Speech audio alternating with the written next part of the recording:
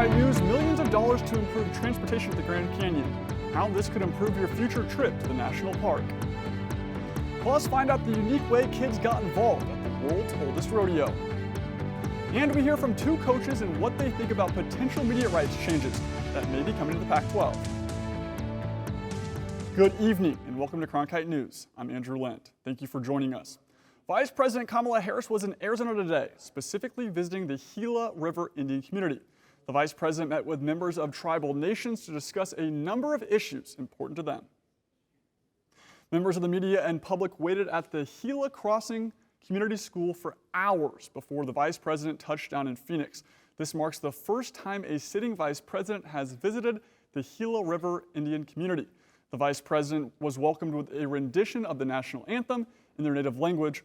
Earlier, Harris met privately with young Native leaders to address the climate crisis, defending the Indian Child Welfare Act, and ongoing issues such as missing and murdered Indigenous people. The visit is part of what the Biden administration says are ongoing efforts to honor tribal nations and partner with them to find creative solutions and economic opportunities.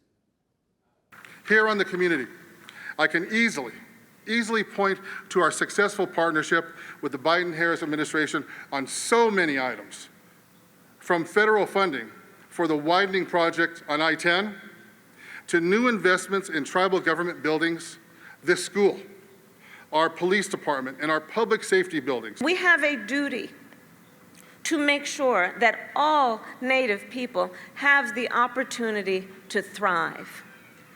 To do so, we are committed to make sure all Native communities are places of economic opportunity. In this community, in every Native community across the country.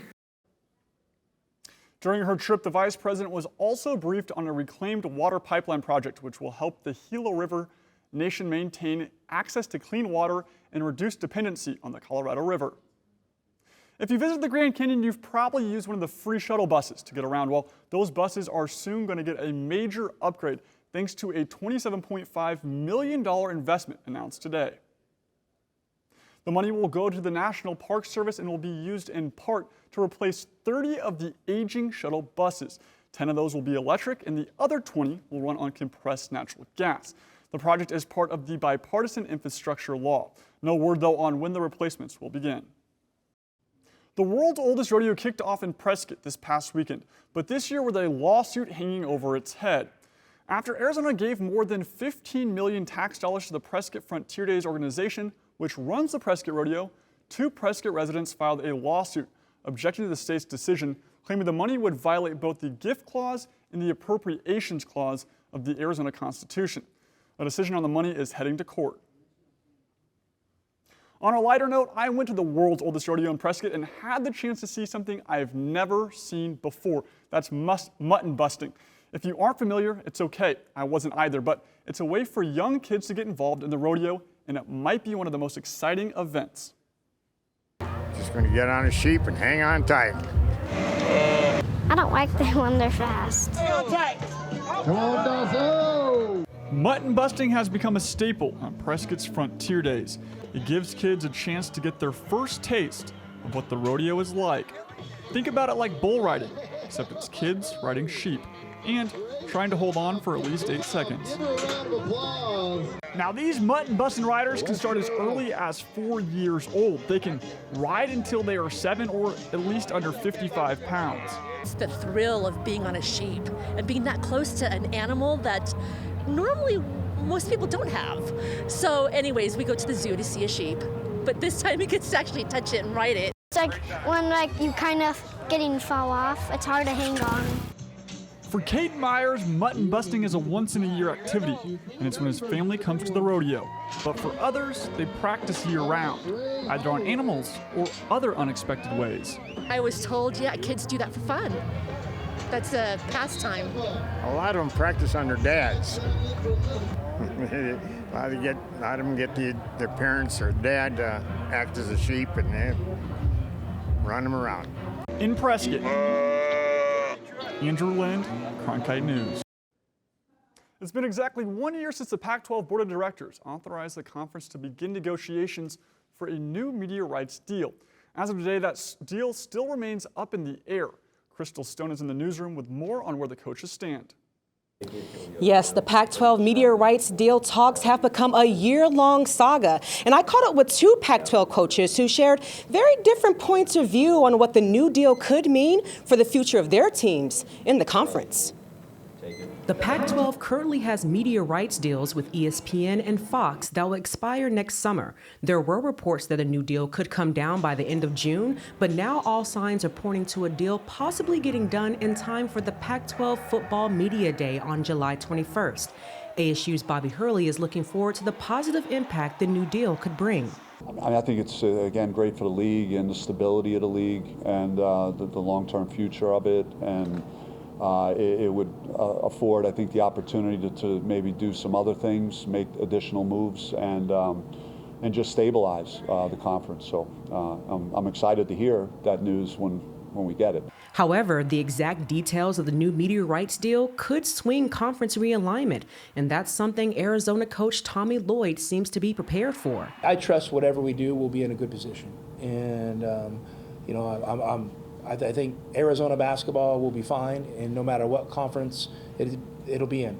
I'm not saying we're going to be the best program, but as a program, we're going to be fine, and we're going to be competitive on the national landscape. One thing is for sure, the conference will look very different in 2024 with the departures of USC and UCLA.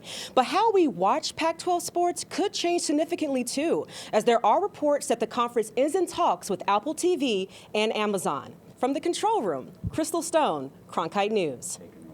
The Sun Summer League team had their last practice before they hit the road for Vegas, and both players and coaches seem to be excited for the opportunity. Despite having such little time for players and coaches to get acclimated to their new team, the Suns believe that the team is headed in the right direction. And new coach Quentin Crawford and forward Tamani Kamara believe that the coaching staff and players' mix of youth and experience will contribute to the team's success in Sin City. You know, for me, I can relate to them. I've always been a guy that can relate to players.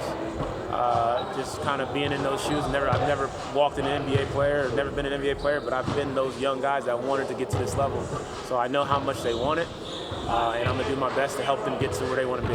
Like I said, again, very excited. I think we have a lot of veterans in this team, so a lot of experience and stuff like that. So I think I have a lot of confidence in our skills and the way we compete. I think it's really high level and everything, and I love it. Like being able to be with a group like that and learn so much from everybody, I think it's huge. The Rattlers are enjoying a bye week this weekend before they play their final regular season game at home against the Northern Arizona Wranglers. The team is having another great season, and as Eduardo Morales tells us, it's in part due to their fearless leader and #1 playmaker. Arizona Rattlers quarterback Drew Powell is a leader in every sense of the word. On the field, the three-time league MVP leads the team in passing and rushing yards with over 2,000 yards combined, as well as passing and rushing touchdowns with 64 total. He's setting himself up for a third straight MVP title and 4th overall, hoping to lead his team to an IFL championship. We brought some of the guys that we had last year back, and I think they've done a great job of leadership and just helping me, lead this team. I'm the face of it, but I think it's just a testament to my teammates and the hard work they put in, and the coaches and the opportunities that they give us to be successful. While Powell is having yet another great season, one thing is for sure. Just to see himself said, he can't do it all without the help of his teammates. Wide receiver Braxton Haley gives us more insight on what makes Powell such a great leader. Oh man, Drew's the best quarterback in the league, and he makes amazing plays with his feet. Yeah, man, he just finds a way to make plays all the time. Last week he found Isaiah Scott, rolling out the pocket, getting tackled through it to Zay. He's just a great player, man, all-around player, and it just makes us better as receivers. Powell will look to continue his dominant reign as he and the rest of the Rattlers team will be looking to close out the regular season strong and hoist the IFL Championship Cup for the first time since 2017, and the first time with their fearless leader Powell at the helm. In Phoenix, Eduardo Morales, Cronkite News. USA's Fencing Summer Challenge is still going on at the Phoenix Convention Center. It's a sport where people as young as 10 can compete, as well as folks well into their 80s. Enrique Rupert joins us now from the newsroom for more on the senior competitors. That's right. Fencing is one of the oldest Olympic sports, and it knows no age limits. You can be well into your 80s and still compete for a national championship. I spent some time with some of the oldest living fencers in the U.S.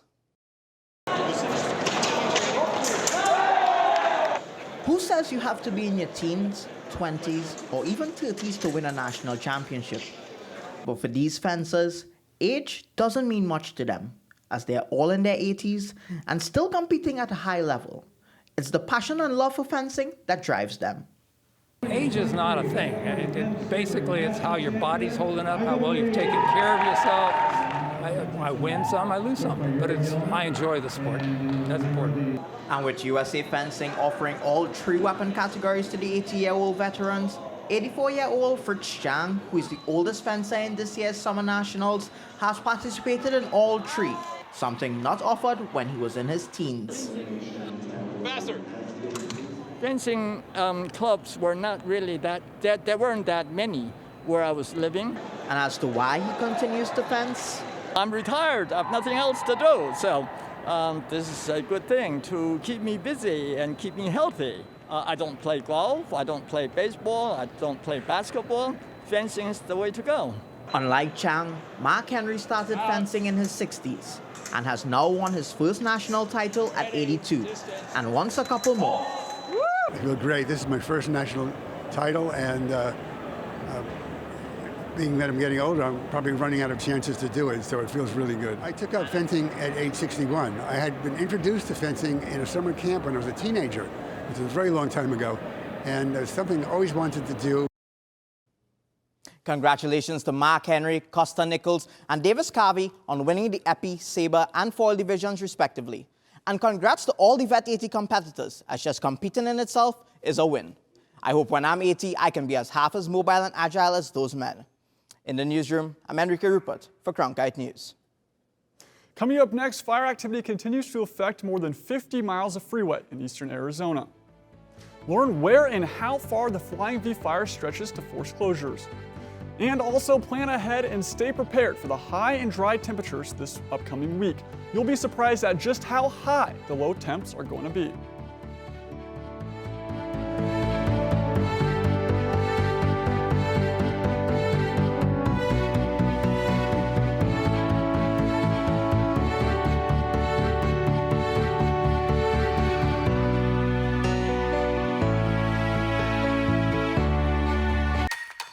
My heart is racing right now. Fasten your seatbelt. You're uncovering the truth. These are consequential things. Yeah. Oh, look at everybody. I feel the presence of all these people. I've got history. No. I wish my ma could be here to see this. Amazing. It's like the most vital stuff, right? Tuesdays on Arizona PBS. Sections of a busy highway are closed because of a fast-burning brush fire. The US 60 is closed in both directions north of Globe thanks to the Flying V fire burning from Globe to Sibique Junction on the Fort Apache Reservation. The fire is reported at 722 acres, and is still 0% contained. Back here in the valley, it's just plain hot. We've been in triple digits all week. Alyssa Polzinski joins us now from the Weather Center to tell us if we'll get some relief anytime soon. We've had some pretty toasty temperatures here in the desert, and a big factor in that is the lack of precipitation. As you can see, not a whole lot going on today. However, by Friday morning, we will start to see a little bit of cloud coverage down in the south near Sells and Tucson, and that will pick up in the afternoon. We may even see a little bit of rain over in Sierra Vista, but don't get too excited because that will clear up by the evening. Sure would be nice to have some of that rain in the rest of the state right now. Now taking a look at our low temperatures, we are still packing on that heat. 85 in Phoenix, we have 78 in Quartzsite. If we take a look in the north, we have 40 and 48 in the Grand Canyon and Flagstaff, which is a significant cool down from the rest of the state. Now Arizona does have an excessive heat warning out, and these high temperatures are pretty telling to why that is. We have 112 in Phoenix, over here in Safford, 108. Those 40-degree temperatures in the north, gone. They're mid-80s and low 90s for the Flagstaff and the Grand Canyon. If we take a look at Page, we have 102. You can't seem to beat the heat no matter where you're at. Now with that heat comes the high UV index. It's important to remember usually around early to mid-afternoon is when the UV is going to be at its peak, and that can be set for Friday around 1 p.m. Now, if you do plan to go outside, make sure you're lathering on that sunblock because it only takes about 15 to 25 minutes to develop a sunburn, and no one wants to deal with a sunburn. Taking a look at our 8-day forecast, we have a steady and sunny 112-degree weekend with the lows in the mid-80s. As for the rest of the week, we are going to be seeing some extremely high temperatures. Take a look at Wednesday and Thursday, 117 with lows in the 90s. Now, in all these conditions, it's easy to become dehydrated, so make sure you are drinking enough fluids, getting those electrolytes, and keeping cool. From the Cronkite Weather Center, I'm Alyssa Polzinski. Thousands of shipping containers once stacked along the Arizona-Mexico border as a temporary wall are now up for sale. Coming up after the break, find out how much they're selling for and meet the citizen group that's partially responsible for getting the makeshift border wall taken down.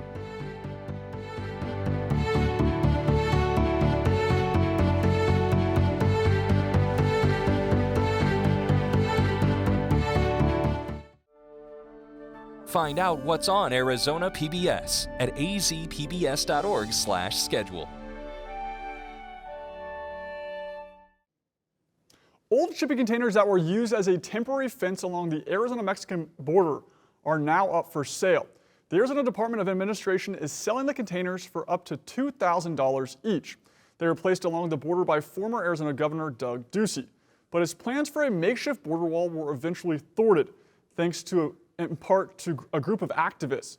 The short film you're about to see was put together by a team of documentary students from the ASU School of Sustainability and the Walter Cronkite School of Journalism and Mass Communication.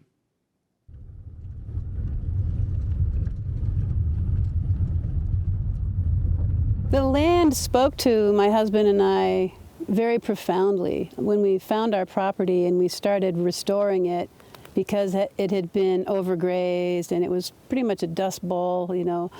And in the process of walking the land, nurturing the land, reseeding it, it became more and more apparent that the area was calling for us to do different work. The Sky Islands here are this really incredible mountain archipelago. They connect the Sierra Madre in Mexico to the Colorado Plateau north of us. And so it's the biodiverse landscapes. It's very rare, but we have bear and jaguar in the same mountain range.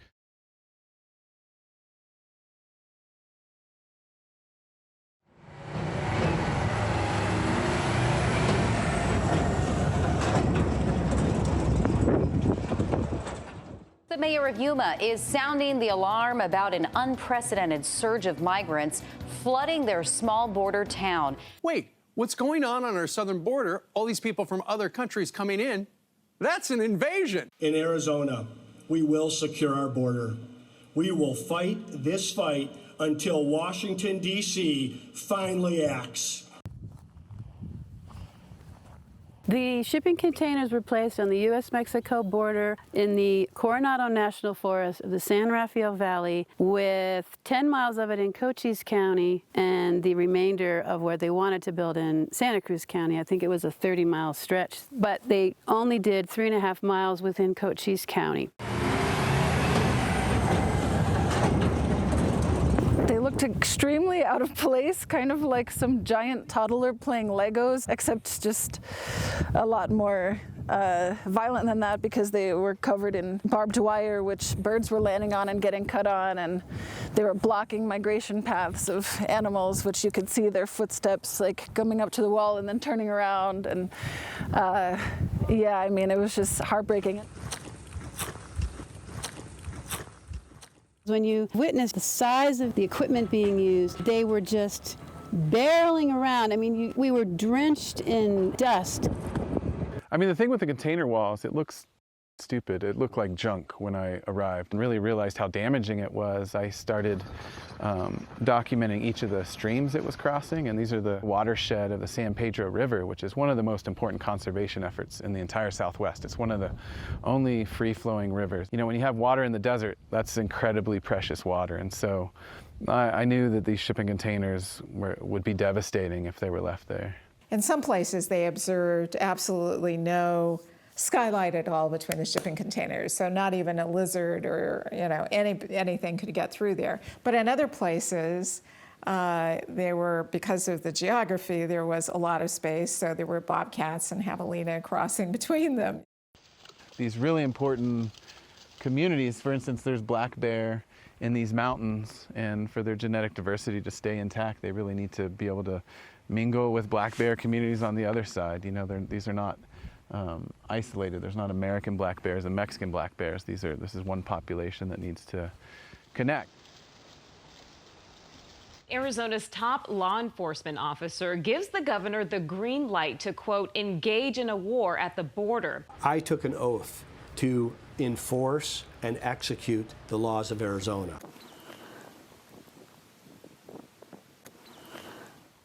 Governor Ducey's desire to put shipping containers on federal land, first of all, it was not his land. It's, in fact, the public's land. This is Autumn land, the original Autumn land. No boundaries. The Tohono O'odham Nation is 2.8 million acres. The southernmost part of the border, or the Tohono O'odham Nation, has 62 miles of international border, and there's no human wall in the Tohono O'odham Nation. West of the Ajo mountain range at the end of the Tohono O'odham Nation, there is a human wall in the Oregon Pipe National Monument. This wall is a desecration of spiritual, of sacred, indigenous land. This wall is illegal. We are going to make this wall fall. There was a lot of resistance to Trump's wall, mostly women-led, Tohono O'odham. They were dealt with very harshly. A lot of that has to do with the government's disrespect for indigenous people historically. The other part is that they were on federal land. It was the federal government was building the wall, and so that made that a slightly different situation. The governor's actions are unlawful and cannot stand. That's why we are here. I saw the containers myself November 20th, 2022, and that's when we began to hatch our ideas of direct action. The people that did the direct action on November 29th, there were 12 of us. And pretty quickly, we just started discussing it, and we said, why don't we just go out there and stand in the road? They're working illegally. These are public lands. We're there legally.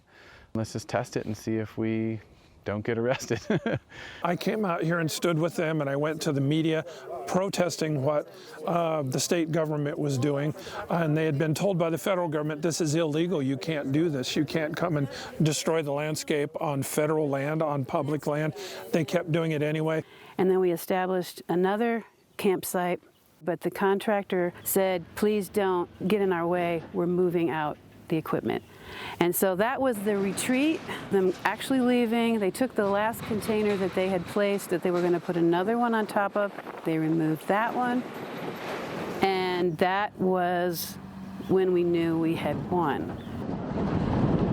Governor Ducey now agreeing to stop building a wall of those stacked shipping containers. The plan drew critics from environmentalists, Native American tribes, to others who called the whole thing an expensive stunt.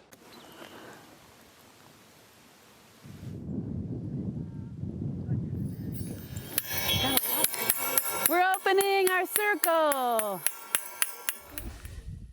It feels pretty rare to have victories at all. Like, so much of the things that we're resisting and struggling against are such a long process and such a long haul. Resistance is not futile, and it's contagious. And that's why we're the border wall resistance, and we'll always be here, and we'll probably just percolate up from the ground when the next event arises. The camaraderie, the respect, cross-culturally, it was so wonderful to see people feel the way you do about the land. This is a win, not only for the people, but a win for the environment, a win for the animals and the wildlife in the region. You have to go back to the Berlin Wall to see popular pressure getting a border to come down. And that 150 or so people who went out to the desert and stood in the way of some earth movers actually got a government to take down a border wall is a monumental win. My hope is that all of this border wall here will be torn down someday. I mean, just like the Berlin Wall. It'll be seen for what it is, which is just a big waste of money that separates communities, separates the landscape, you know, is detrimental to wildlife. So let's show up. Let's make our voices known. Don't be intimidated. Don't be scared. Never think you can't make a difference. You just have to keep showing up and speaking out.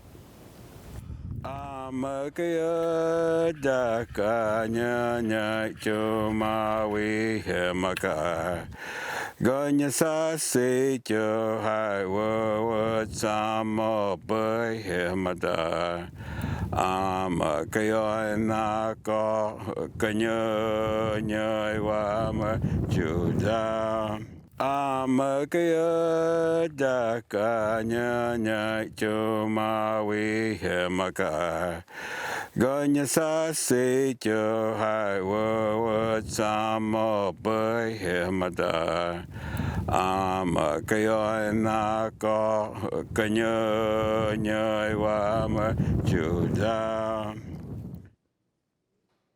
That's it for Cronkite News. Thanks for joining us. And to see top Arizona stories anytime, log on to cronkitenews.azpbs.org.